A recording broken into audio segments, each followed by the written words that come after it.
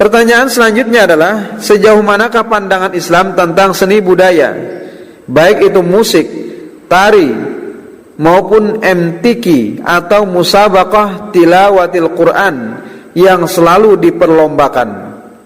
Yang kedua adalah, apakah suara wanita termasuk aurat? Halalkah atau haramkah mendengarkan nyanyian? Serta apakah hukumnya bagi kita yang menyaksikannya? Mohon penjelasannya. Ikhwani wa akhwati rahimakumullah, sebagaimana yang kita ketahui bahwa yang dikatakan kebudayaan itu adalah hasil cipta budi dan daya umat manusia itu sendiri. Masyarakat tumbuh oleh kebudayaan. Tidak mungkin ada kebudayaan tanpa masyarakat, dan tiap masyarakat melahirkan kebudayaannya sendiri. Sedangkan kesenian itu, baik musik, tari, lukis, dan lain sebagainya, ialah penjelmaan rasa keindahan umumnya, rasa keharuan khususnya untuk kesejahteraan hidup. Rasa itu disusun dan dinyatakan oleh pikiran, sehingga ia menjadi bentuk-bentuk yang dapat disalurkan dan dimiliki. Keindahan dalam segala hal dan bagi kehidupan umat manusia dituntut oleh agama Islam untuk mencintai keindahan itu, dan itu telah menjadi fitrah manusia. Rasulullah SAW bersabda, "Arba'un minas sa'adah, al-mar'atus salihah, wal maskanul wasi'u, wal jarus salihu, wal markabul hani'u."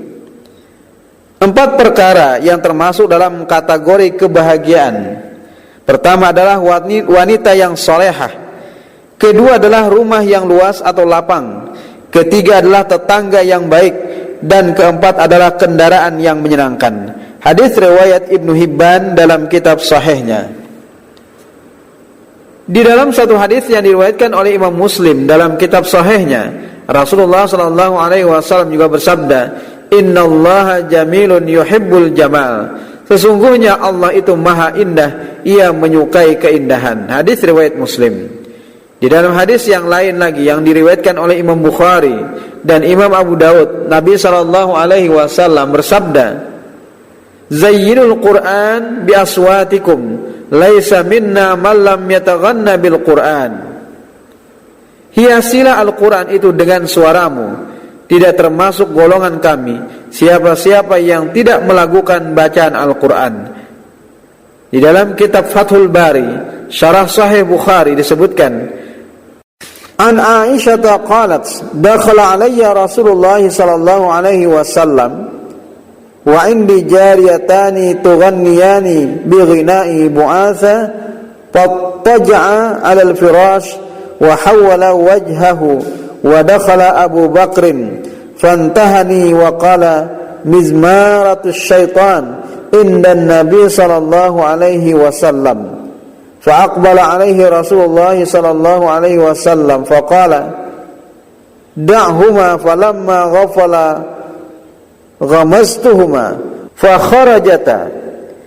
Diriwayatkan dari Aisyah radhiyallahu anha, ia menjelaskan, telah masuk kepadaku Rasulullah sallallahu alaihi wasallam. Sementara bersama saya terdapat 2 orang gadis sedang bernyanyi dengan nyanyian Bu'ath. Lalu Rasulullah sallallahu alaihi wasallam berbaring di atas tikar sambil memalingkan mukanya, dan masuklah Abu Bakar. Lalu ia membentak aku sambil berkata, serunai syaitan di sisi Nabi sallallahu alaihi wasallam. Lalu Rasulullah sallallahu alaihi wasallam menghadapkan mukanya kepada Abu Bakar sambil berkata, biarkanlah mereka bernyanyi, hai Abu Bakar. Dan manakala Rasulullah sallallahu alaihi wasallam tidak ada perhatiannya lagi, keduanya saya singgung atau sentuh, lalu mereka keluar. Hadis riwayat Bukhari.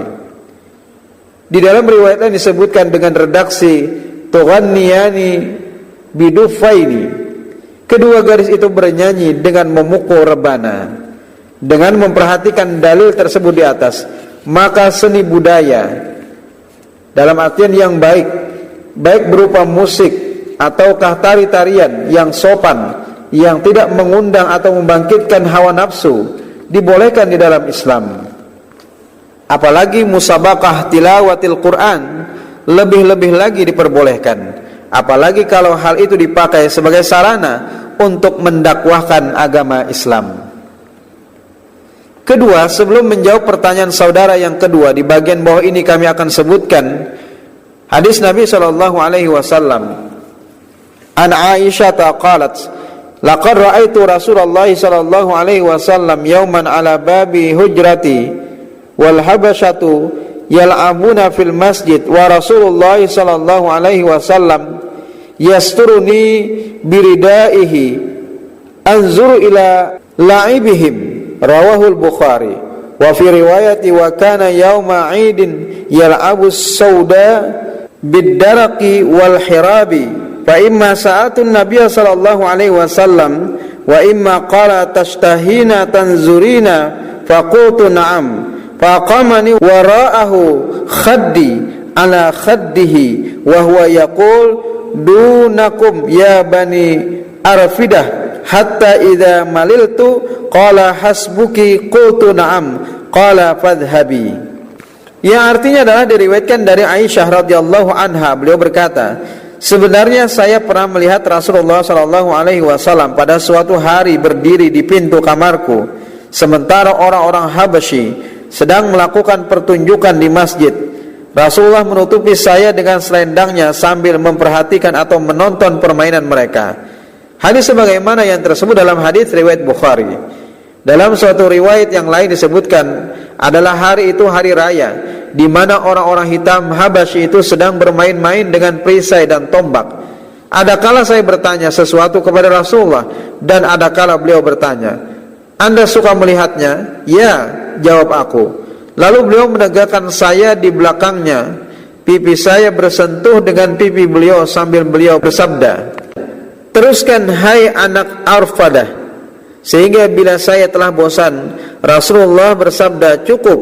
Ya, jawab aku. Pergilah, sabda beliau. Dalam hadis lain disebutkan an Aisyah annaha zaffat imra'atan ila rajulin minal ansar.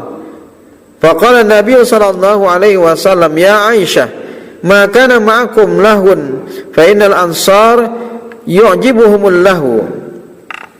Diriwayatkan dari Aisyah radhiyallahu anha bahwa beliau mempertandingkan seorang wanita dengan seorang laki-laki dari kaum Ansar. Lalu berkata Nabi sallallahu alaihi wasallam, hai Aisyah, apakah ada padamu permainan? Karena kaum Ansar amat suka kepada permainan.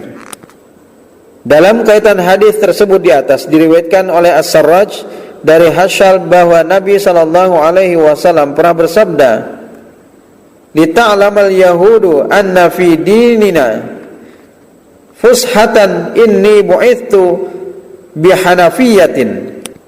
Yang artinya adalah supaya orang-orang Yahudi mengetahui bahwa agama kita Islam adalah lapang. Sungguh aku diutus untuk membawa agama yang lapang atau mudah bagi manusia.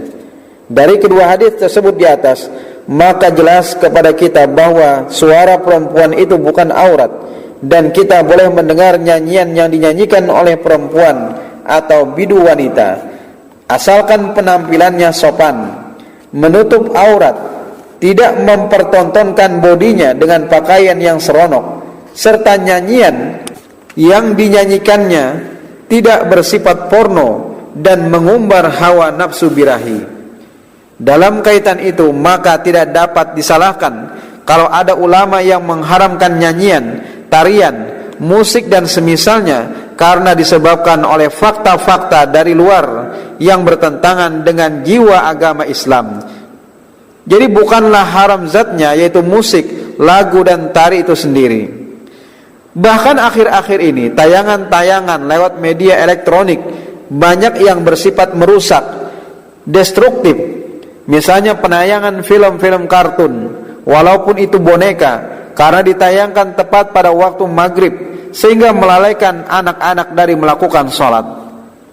Sebagai penutup uraian di atas, barangkali ada baiknya kami sebutkan di sini apa yang dituliskan oleh Imam Al-Ghazali dalam kitab beliau Ihya Ulumuddin, juz 2 halaman 284, yang maksudnya kurang lebih sebagai berikut: bahwa permainan itu gunanya untuk menyenangkan hati, meringankan beban-beban berat yang terpendam dalam pikiran manusia, Hati atau akal itu apabila terus-menerus dipaksakan untuk berfikir, ia akan menjadi buta, membuat kesenangan kepada hati atau pikiran serta jiwa sebenarnya satu pertolongan baginya untuk dapat bergiat kembali.